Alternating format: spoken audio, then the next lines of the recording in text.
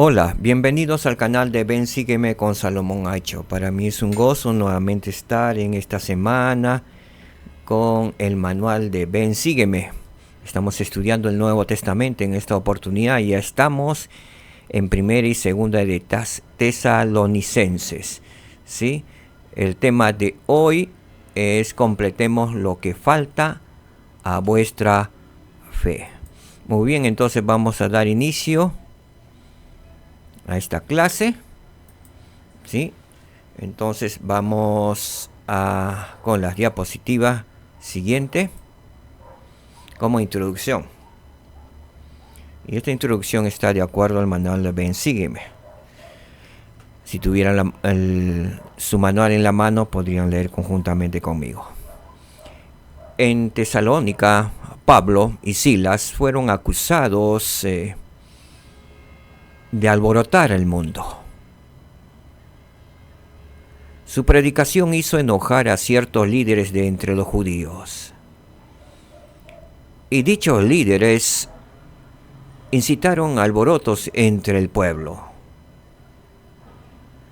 Como resultado, se aconsejó a Pablo y Silas que saliesen de Tesalónica. A Pablo le preocupaban los nuevos conversos tesalonicenses y la persecución que afrontaban, pero no pudo volver a visitarles. Les escribió: no pudiendo soportar más, he enviado para informarme de vuestra fe. Como respuesta, Timoteo, quien ayudaba a Pablo y había estado sirviendo en Tesalónica, nos dio buenas nuevas de vuestra fe y amor, dijo Pablo. De hecho, los santos tesalonicenses eran conocidos como ejemplo a todos los que han creído. Y las novedades sobre su fe se esparcieron por otras ciudades.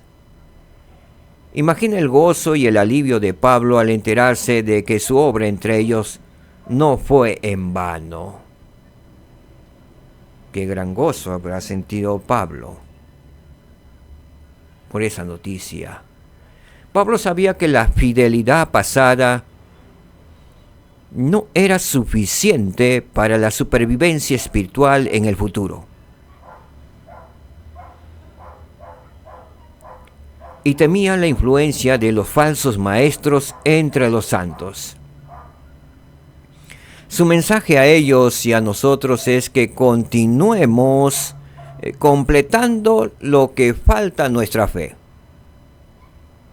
y que abundemos en amor más y más. Bien. Tema 1. Los discípulos de Cristo sirven a los demás con sinceridad y amor. Vamos entonces a estudiar directamente a nuestras escrituras. Primera de Tesalonicenses, capítulo 1, versículos del 5 al 8, vamos a estudiar. Veamos el versículo 5. Pablo les dice: por cuanto nuestro evangelio no fue a vosotros en palabras solamente, sino también en poder y en Espíritu Santo y en gran certidumbre. ¿Qué significa certidumbre? Certeza, conocimiento seguro. Bien sabéis cómo fuimos entre vosotros por amor a vosotros. Al respecto, cuando Pablo dice, sino también en poder, ¿qué significado tiene en poder? ¿Por qué lo mencionó él? Veamos el significado en griego. Poder, ¿sí?, significa lo siguiente. Vamos a poder. Se lee dunamis, ¿sí? Y la definición dice: poder significa fuerza.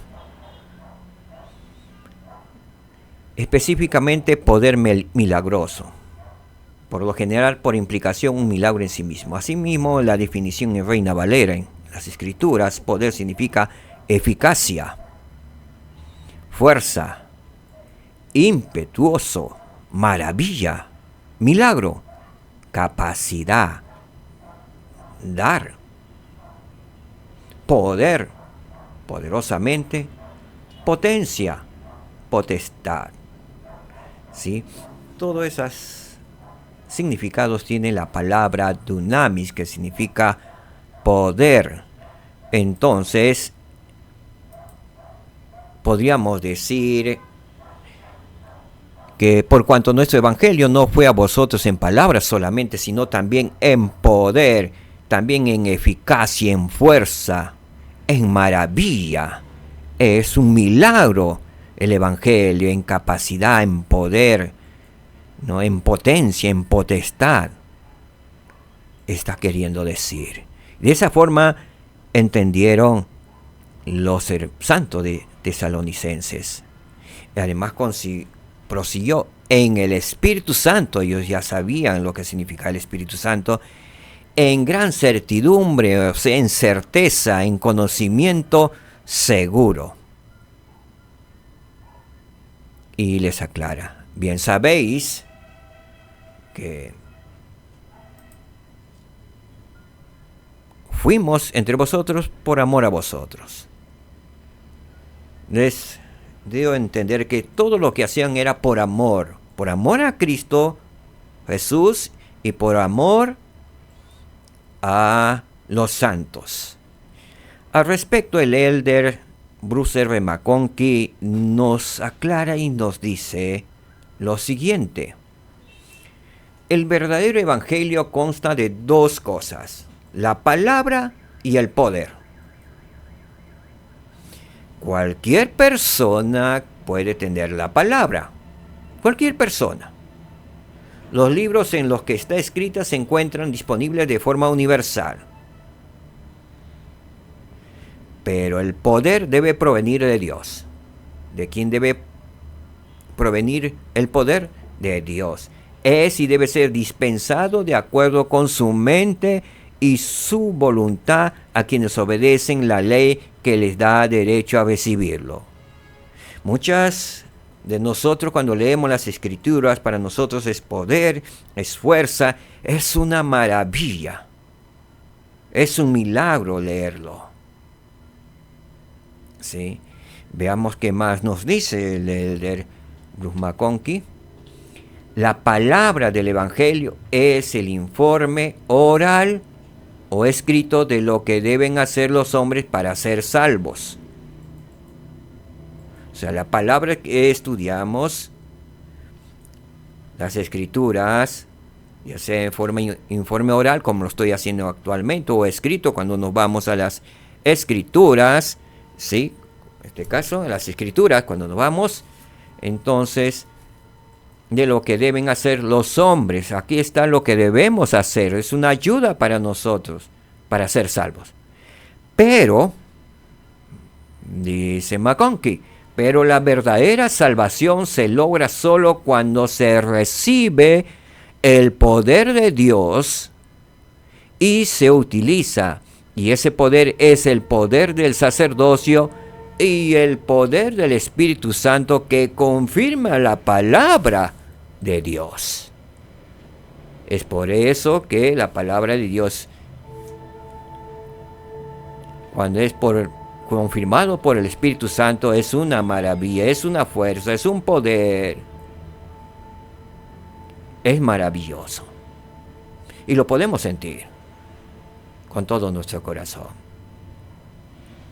Proseguimos con el versículo 6. Y vosotros os hicisteis imitadores. Sí, traducido griego de seguidores de nosotros y del Señor, recibiendo la palabra en medio de mucha tribulación con gozo del Espíritu Santo. Y hacemos una pregunta: ¿y nosotros, los santos de los últimos días, somos imitadores o seguidores del Señor y de los apóstoles y profetas de esta dispensación? ¿Venimos recibiendo la palabra en medio de mucha tribulación? Sí.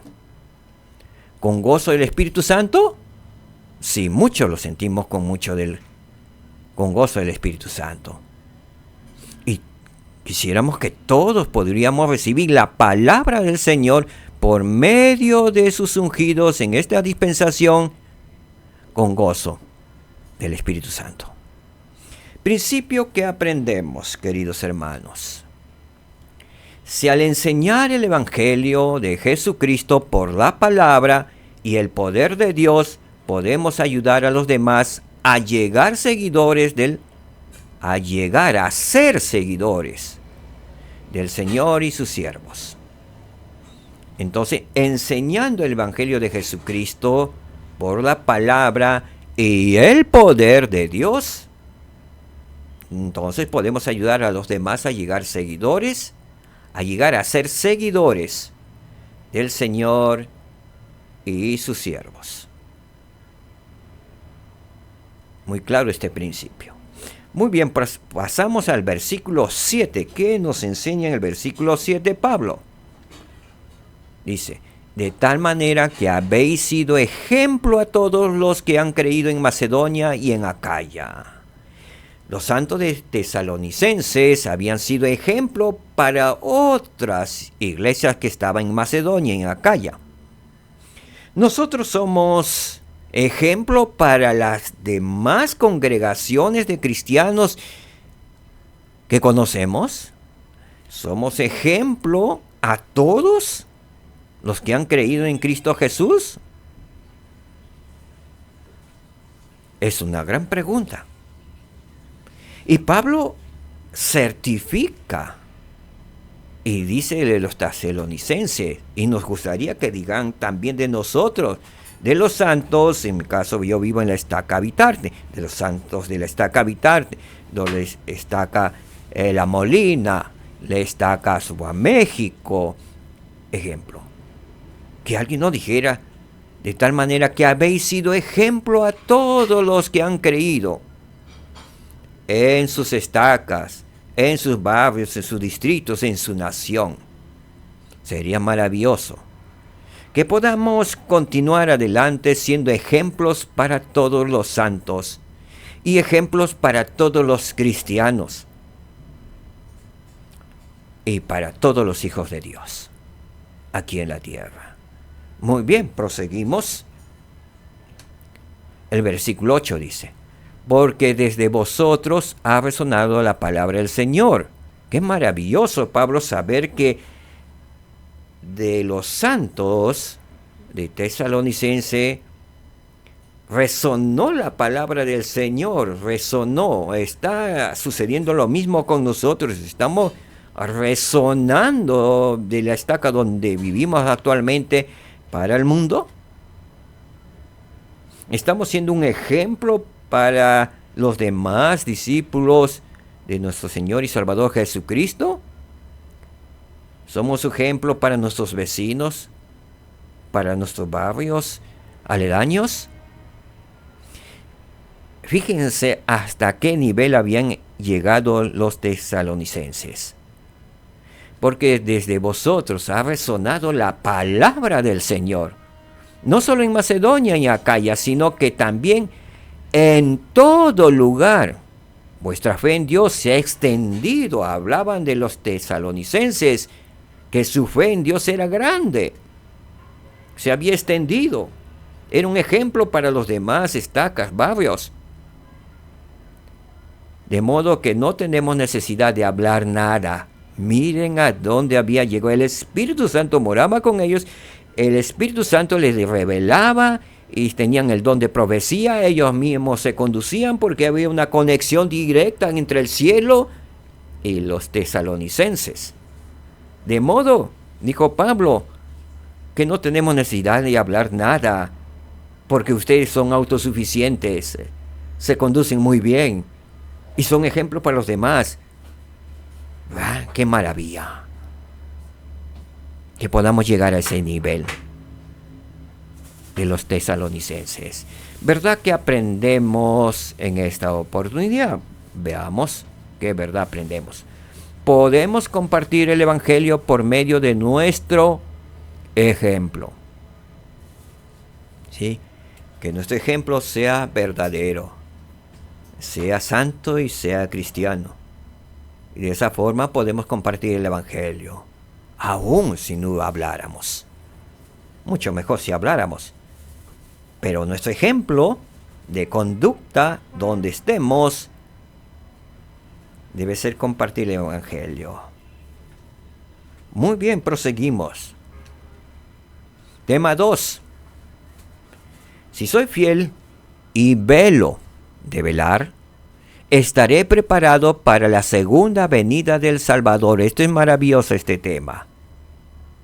Estaré preparado. Si soy fiel y velo, estaré preparado. No es que necesite prepararme en el futuro, sino debo estar preparado ya.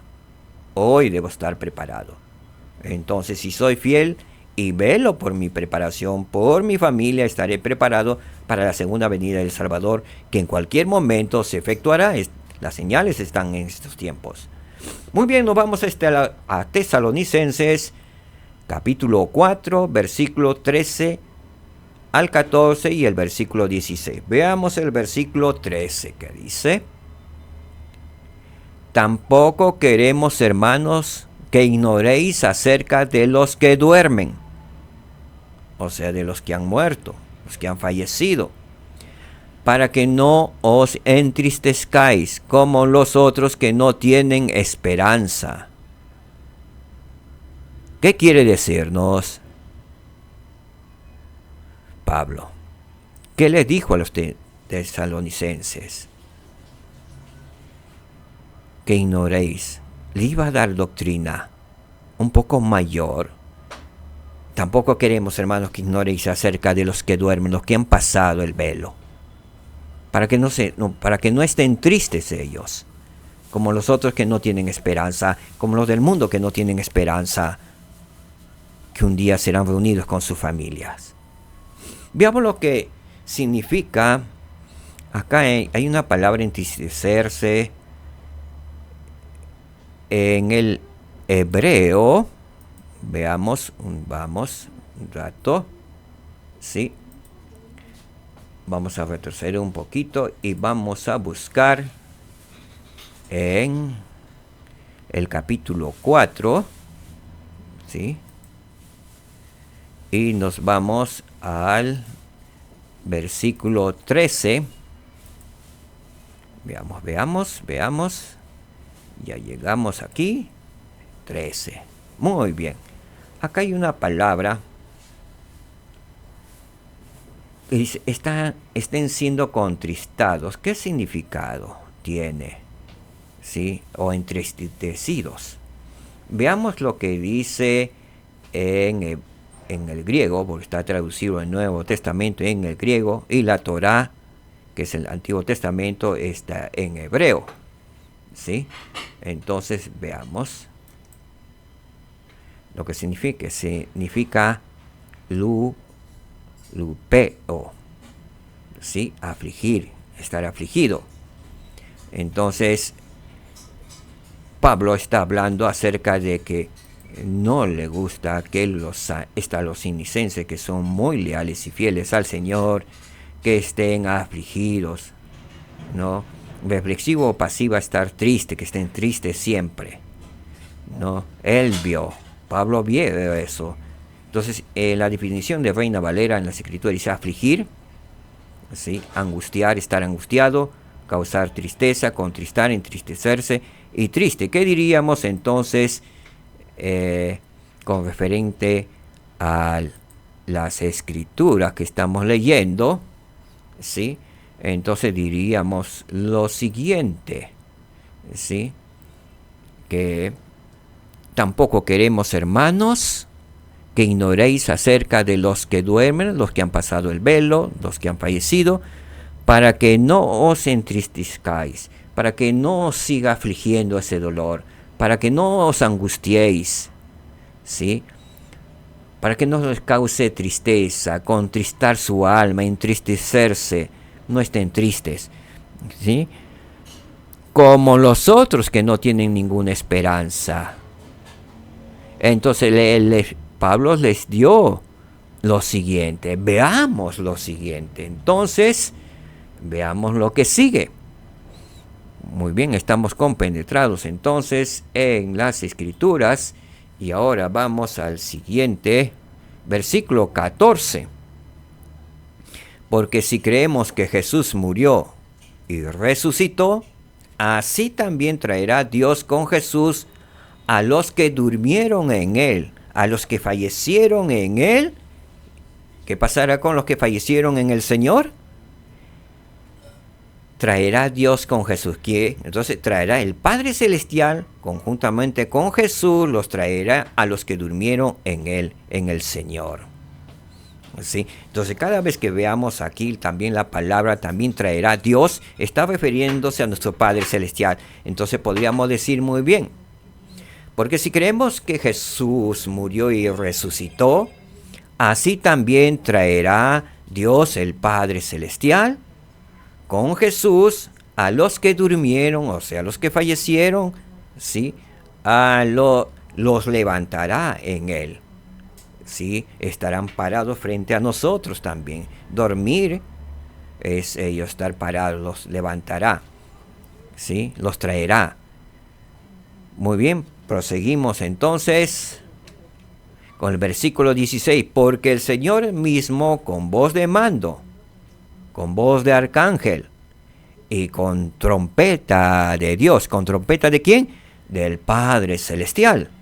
Descenderá del cielo. ¿Quién descenderá del cielo? El Señor, nuestro Salvador Jesucristo. Y los muertos en Cristo, sí, los que están durmiendo en Cristo, resucitarán primero. ¿Qué pasará con ellos? Que ellos resucitarán primero. Todos nuestros muertos resucitarán primero. ¿Quiénes resucitarán primero? Los que murieron en Cristo. En otras palabras, refiriéndose en nuestros tiempos. Cuando venga el Salvador Jesucristo, ¿quién descenderá? El Salvador Jesucristo.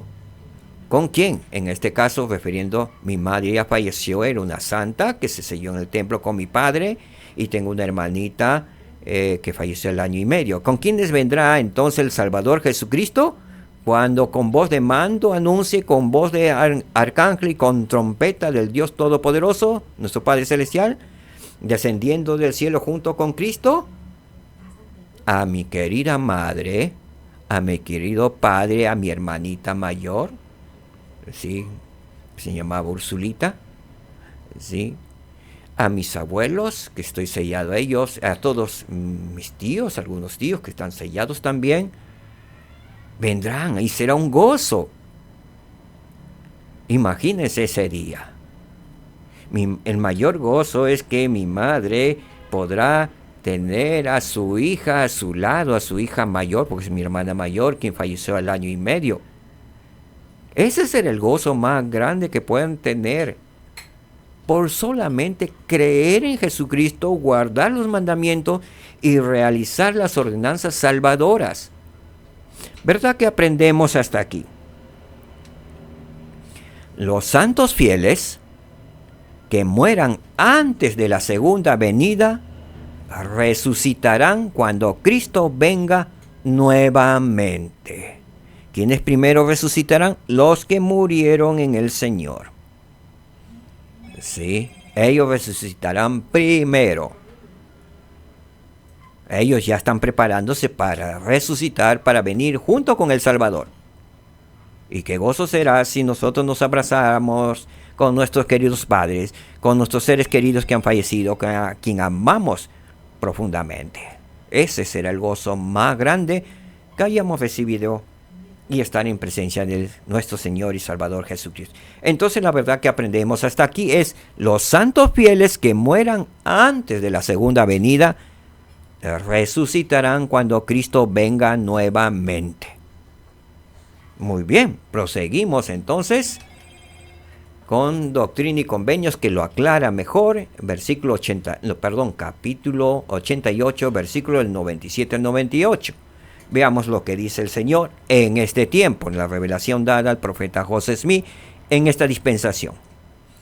Y los que hayan dormido, en los que hayan fallecido, en sus sepulcros, saldrán, dice, porque serán abiertos sus sepulcros, sus lápidas, sus ataúdes, y también ellos serán arrebatados a los cielos para recibirlo en medio del pilar del cielo. ¿Sí? Muy bien. Ellos son de Cristo, las primicias, los que descenderán con Él primero, y los que se encuentran en la tierra y en sus sepulcros, que son los primeros en ser arrebatados para recibirlo al Señor, y todo esto por la voz del son de la trompeta del ángel de Dios, del ángel de nuestro Padre Celestial. Imagínense el rostro que habrán puesto los tesalonicenses en esos momentos, que estaban tristes, no encontraban la doctrina muy perfecta, y que Pablo le dijera a ello. ¡Wow! ¡Qué esperanza bendita comenzó a tener!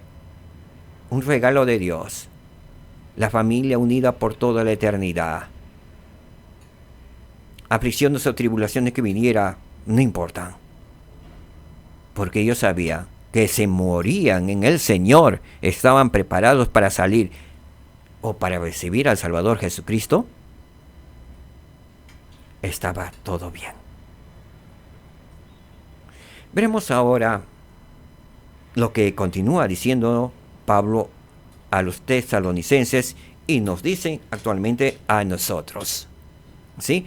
Entonces, 1 Tesalonicenses, capítulo 4, vamos a leer el versículo 15, que dice lo siguiente: por lo cual os decimos esto en palabra del Señor, que nosotros que vivimos, que habremos quedado hasta la venida del Señor, no precederemos a los que durmieron.